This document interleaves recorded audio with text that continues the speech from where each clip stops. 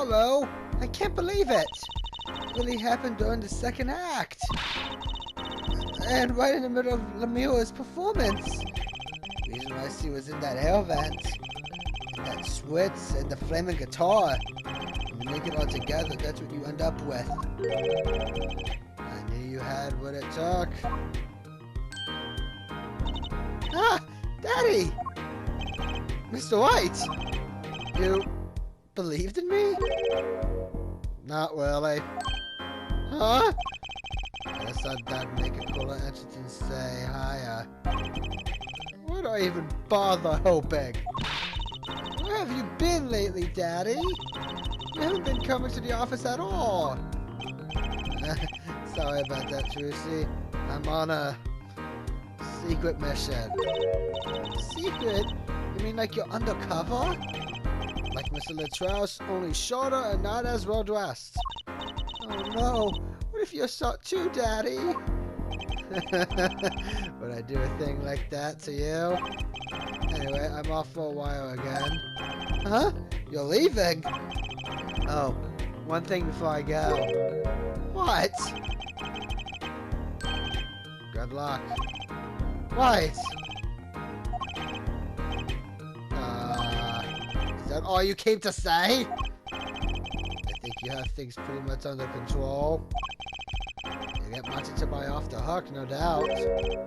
Yeah, but you're after that detective, aren't you? Darien Crescent. It won't be easy proving he did it. Especially not under the court system. Court system? What did Prosecutor Gavin say during the trial? The case is based on one fragile assumption. Namely that our diva divine is telling the truth. But what about all the proof? The brooch and the switch? A piece of jewelry and a lyrical blunder. There are plenty of other ways to explain these things. The flaming guitar too. All because you lack definitive proof of their connection to the case. But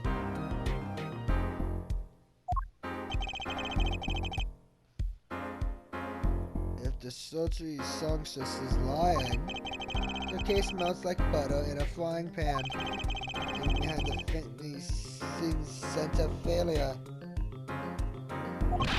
So what do I do? Like I said, good luck. And be aware that it will be impossible to prove his guilt by conventional methods. Oh, that reminds me. I have something to give you from our detective friends. Detective Sky? Emma? Let's see. This bag of snacks here was meant for me. Ah, here it is.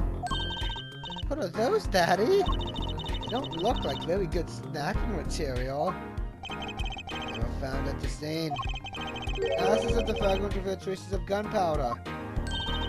Gunpowder? Probably a firecracker or something similar like the ones kids are into these days. These fragments were found under the sofa at the scene of the crime, actually. Under the sofa? Hey! Apollo! That's where we found that little device thingy. Right. This.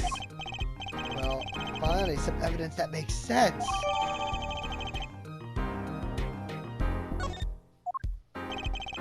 That's all for me, I suppose. See you after the verdict. Maybe. Right. Every man has an igniter inside him. Excuse me?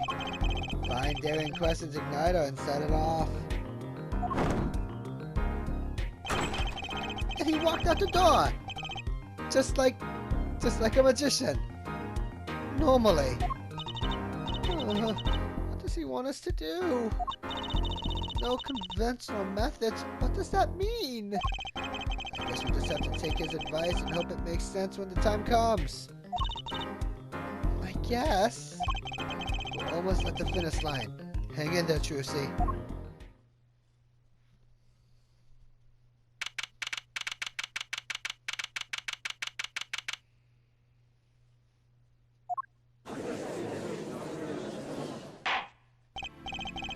Court is now back in session. Prosecutor Gavin, where is Detective Crescent? In the witness lounge, ready to be called at any time. Very well.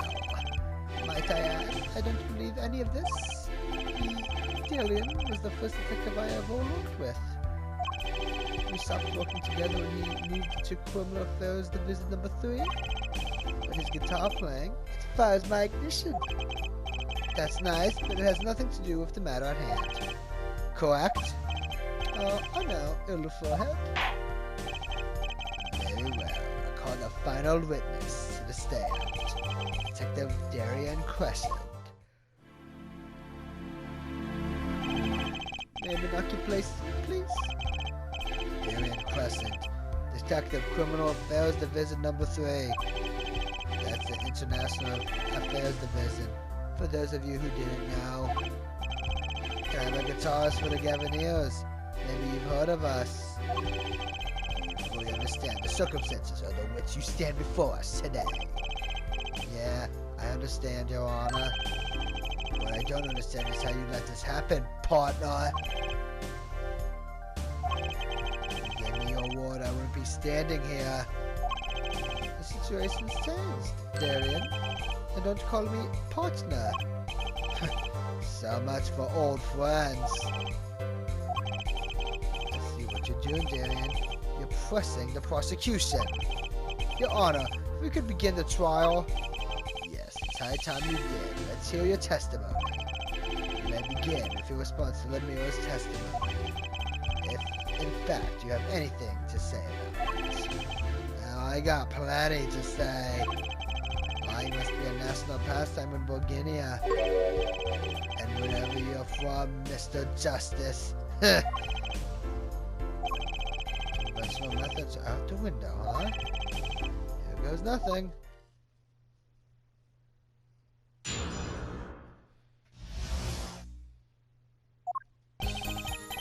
He was lying, plain and simple. She's got nothing to back up her story. In the first place, she never heard my voice. She forgot the words because she heard gunshots. As if. The instructor in the sky hear those gunshots on the third set anyway. The shooting took place when I was on stage, man. So you claim Lemieux's testimony was a lie. Hey, don't get me wrong. I dig what she's doing, trying to protect that kid. She's got the court eating vague statements out of her hand just because she's blind. You go too far, Darian. Look, all I'm saying is, you got a reliable witness. Why not listen to the detective? Detective Sky. I see. Mr. Justice, you may begin your cross-examination. You can't waste any time finding our weak spots. I can't do this with Lemieux's testimony alone. I'll have to find some other way to prove when the shooting took place.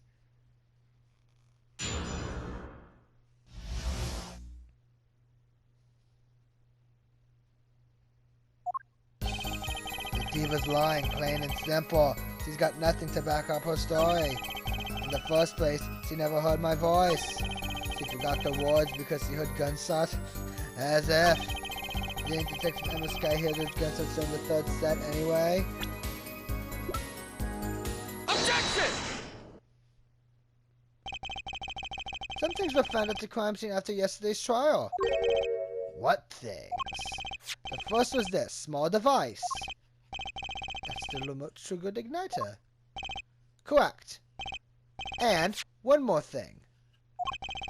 What are those? The remains of something burnt?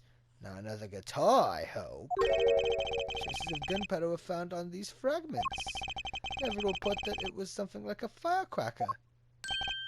Huh? How did Gavin know about this? What? You think Detective Sky looks for you? I received a report this morning before coming here. That's when I made my decision, Axman. What decision is this, Prosecutor Gavin? I registered Darian as a witness in today's trial. Just in case. This raises another possibility. This gunshot-like sounds on the third side could have been two firecrackers rigged to go off by remote control. You've got an active imagination, don't you? You shouldn't say every little thing you think. The explanation just seems a bit too convenient to me. How so? So, you're saying these firecrackers just happened to go off? But when two witnesses came walking by? Ha! That's right! Siren was out on stage when it happened, Apollo. How would he know someone was backstage like that? The firecracker goes off in the forest and there's no one there to hear. You get my drift? Why go through the trouble, man? How do I explain this? May not look it, but Siren is a gifted detective. It's very weakness, and he's sure to find it. You may not look it, partner. Gee, thanks, man. That reminds me. I happened to pass through that very hallway several times that day myself. I saw something odd there just before the third set. Something odd? A headset, the kind all of the band and staff members were wearing. That's right. I picked this up in front of the door to that dressing room. What if that headset wasn't flopped but placed? And what if it was turned on? You could hear what was going on in that hallway, even if you were out on stage. Huh. Whose side are you on, Gavin? Listen to me, Dillian. There are no sides in a court of law. Which is why I now turn to you, Hill Forehead. I've got the question for you. Huh? For me? Thinking that to end up bunch of fragments that were found at the scene of the crime. It's certainly a possibility that they were part of a ruse to fake the sound of gunshots. With the headset from the hallway into the mix, and you could fabricate an alibi. But we're still not close to proving anything. Those gunshots might have been real or fake. We can't say. You've raised the possibility that the shots heard during the third set were faked. We need to prove the other half of the case. The other half? Ugh, I'll just tell him. He wants you to prove the thing went down in the second act. While our little piano player was on stage. That right, Gavin? Indeed. If you can't prove that, then to continue this cross-examination would be pointless. Well, Mr. Justice, can you prove the crime took place during the second act? Yeah, I think. You better know, Apollo, otherwise we're through. It can be proven. You make it sound like someone else is going to come along and do it for you. Let's continue with the cross-examination then, shall we? Witness your testimony, if you would. This isn't going to be easy. I need some decisive proof and fast. You ready, kid? 'Cause I am. Shouldn't took place during the second set. If you're so sure, let's see your proof. Objection!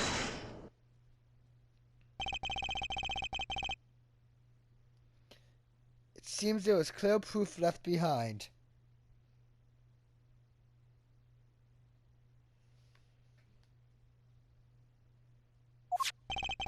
Right here in Lemire's song. Her song? What exactly is this, device thingy? A new variety of gramophone, perhaps? Come on, we just used this and don't get me started on gramophone! This device was used to record the performance part by part. Part? You decided to say just the volume. Ethan Smith is adjustable separately, Lemire's voice included. Oh! Proof.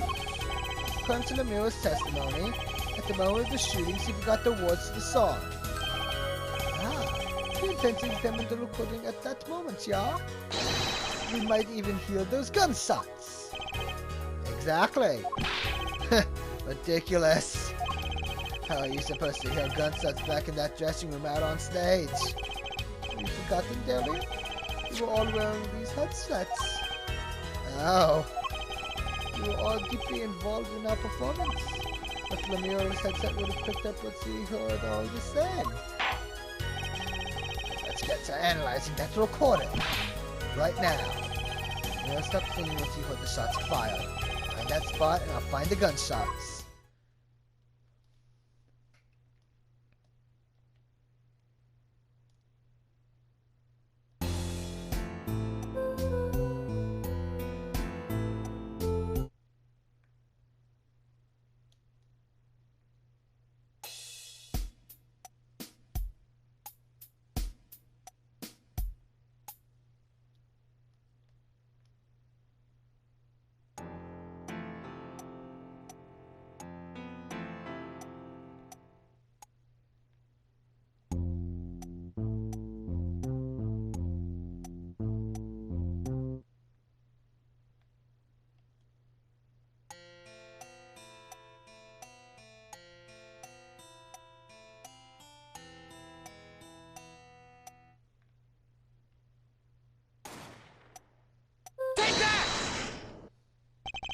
Your Honor, listen closely to this part. This is the track with Lemieux's vocals.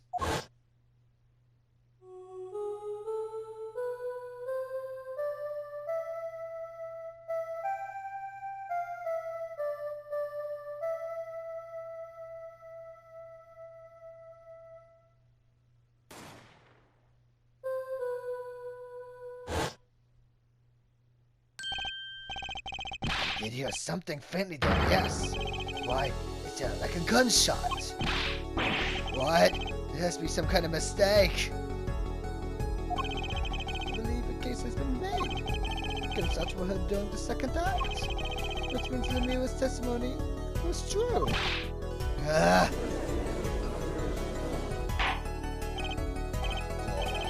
So he was telling the truth about what he heard. Speaking, not Mr. Latrous. What did he say? It's over. Press the switch. Now.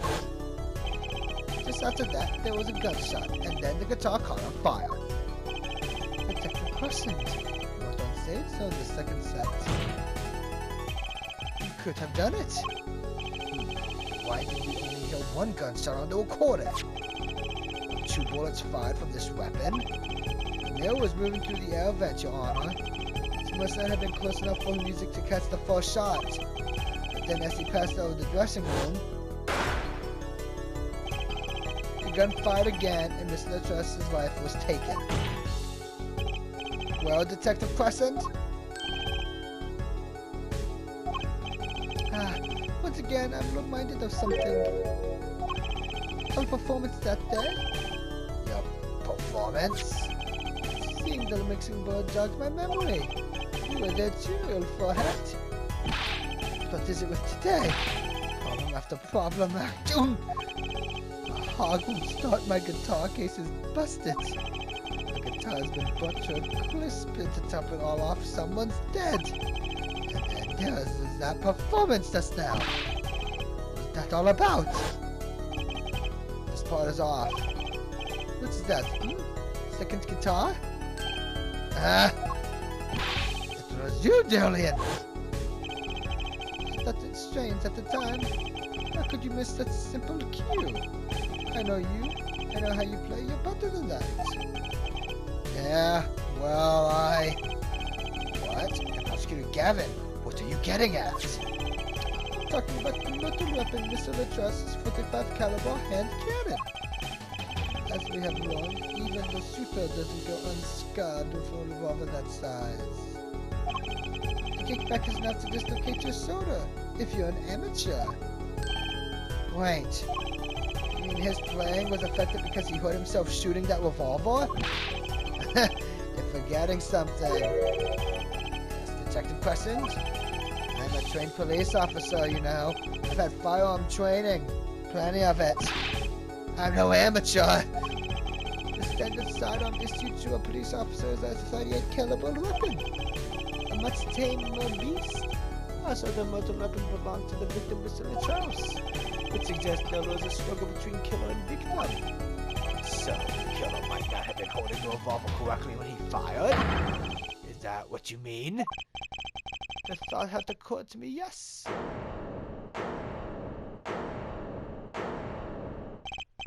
Well, Does the witness have anything to say to this? Detective Crescent! What I want to ask is what Mr. Sleeves rolled up waiting for action has to say. Hey, you, attorney! Me? Exactly which piece of your evidence is decisive again? You got a little noise on a tape that could be anything. You have an alleged guitar cue missed due to a 45 caliber kickback. I weep for this case, Gavin, I really do. You can line up your little weak pieces of evidence all you want. I didn't shoot that manager. That's the obvious truth. The witness has a point. The defense's arguments, while persuasive, are not decisive. I believe we should hear what the witness has to say in response to the case so far. Your testimony, please, Detective Crescent. Tell us your reason why you couldn't have done it.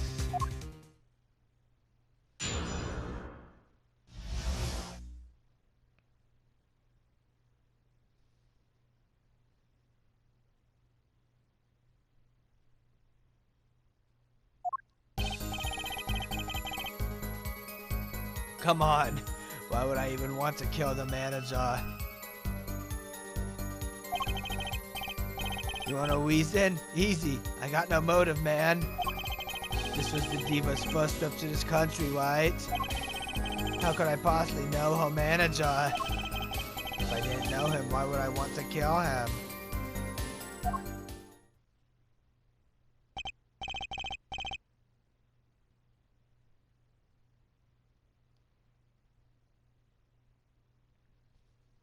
A simple reason, indeed. Prosecutor Gavin, is it the case that Mr. Latrus had not been to our country before? According to our records, yes, not even once. I see. Very well. Mr. Justice, you may begin your cross-examination. Great. Now I need to find a motive.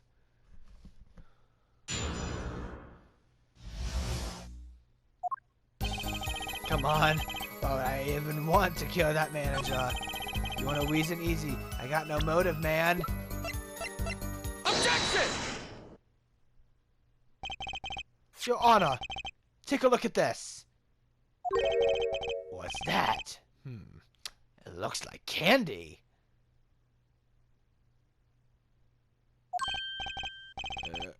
It's not. Please don't lick it. Detective Crescent. Ever seen this?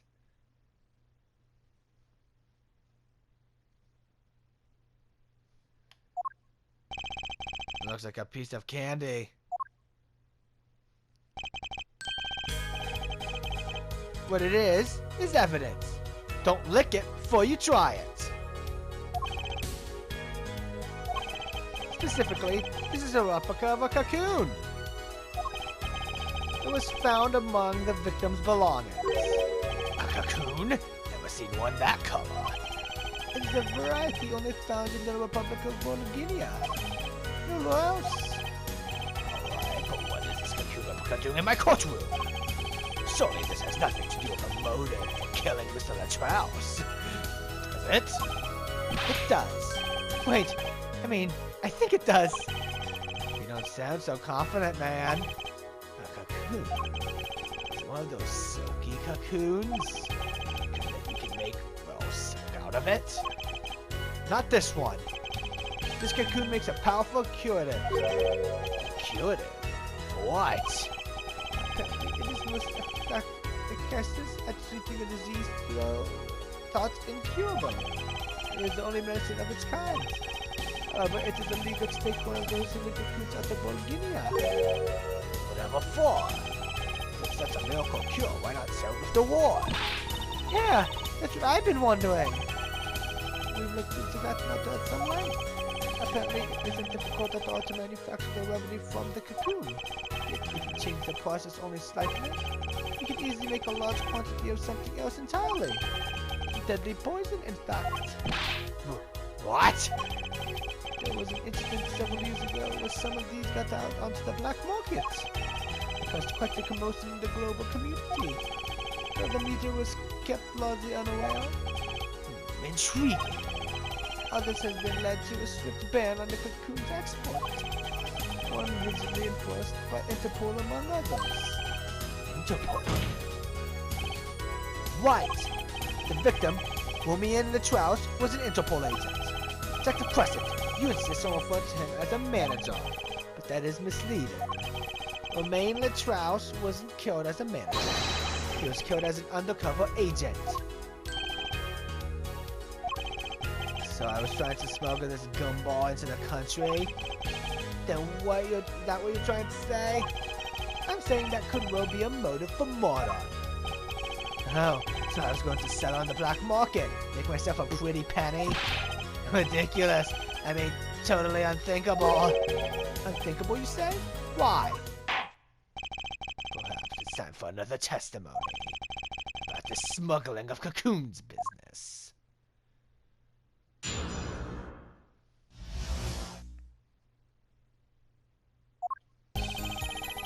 International Affairs got a memo about these cocoons. Interpol's all hot and bothered about them. Can't sell them on the black market. Too dangerous. Yeah, cocoon smuggling ain't exactly lucrative anymore. Man, I'm in International Affairs. I know the deal.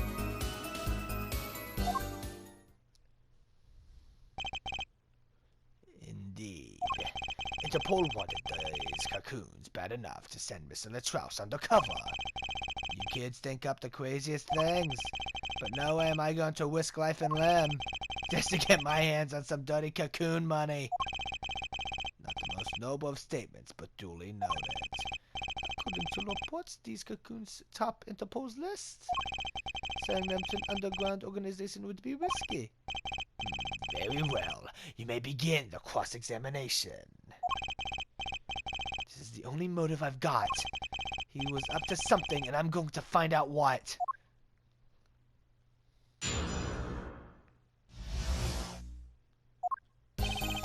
International Affairs got a memo about these cocoons. Interpol's all hot and bothered about them. Can't sell them on the black market too. Dangerous. Yeah, cocoon smuggling ain't exactly lucrative anymore. Objection!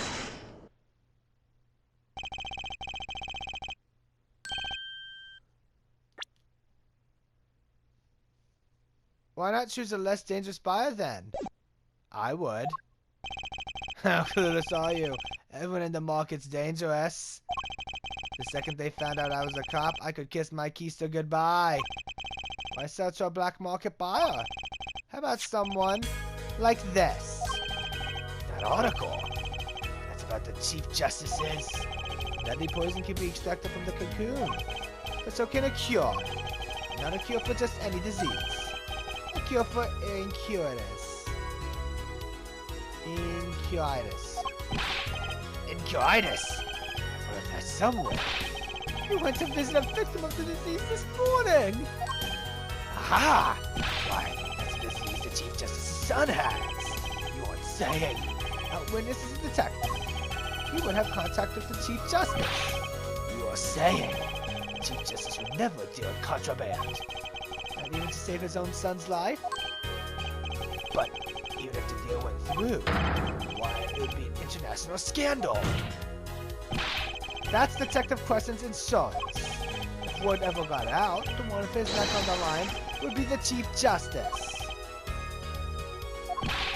Detective Crescent, is this true? First I'm a murderer, now I'm a smuggler. How many crimes are you trying to pin on me anyway? It's tasteful as it is to think about it.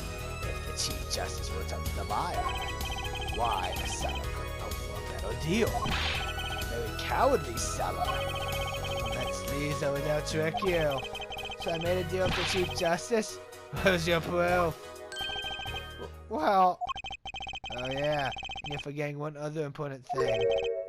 Do tell. Interpol ain't the only ones out there watching us. This Bulgarian Customs barely sleeps. They're so worried about cocoons getting out.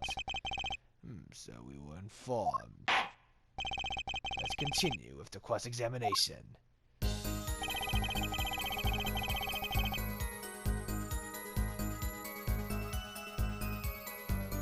Game Customs is very thorough. Everything and everyone gets checked. Cocoon possessions will get you arrested on the spot and then sentenced to death. Hey man, if there's a way to get cocoons out of there, I'd still like to know. Objection! Actually, there is one way. What? One way to get something out of this country. The country. No checks. What is it? You become a prosecutor. A prosecutor. I don't believe it. Believe it, Prosecutor Gavin. What was it that you told me yesterday at your office? It was a beautiful instrument. It was played lovingly for many years. The thought of benefiting a woman like Lemira.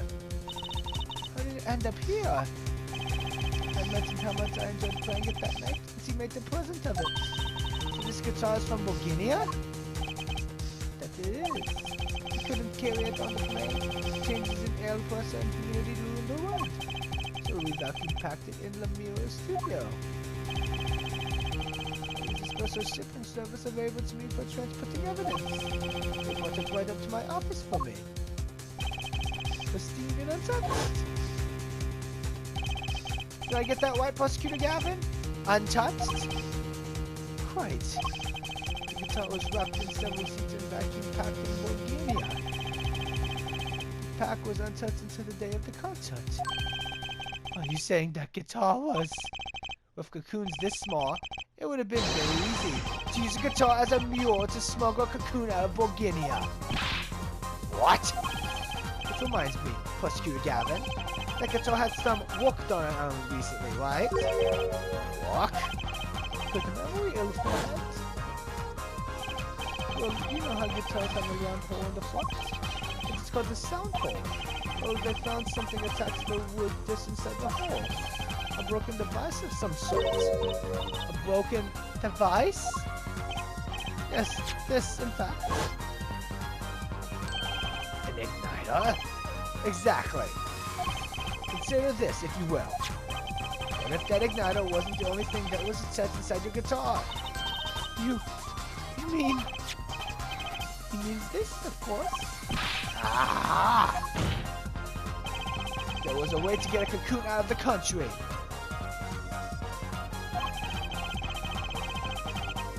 They could use picky Prosecutor Gavin's privileged guitar as a mule. And who better to do that than someone with access like a member of the band? Yeah.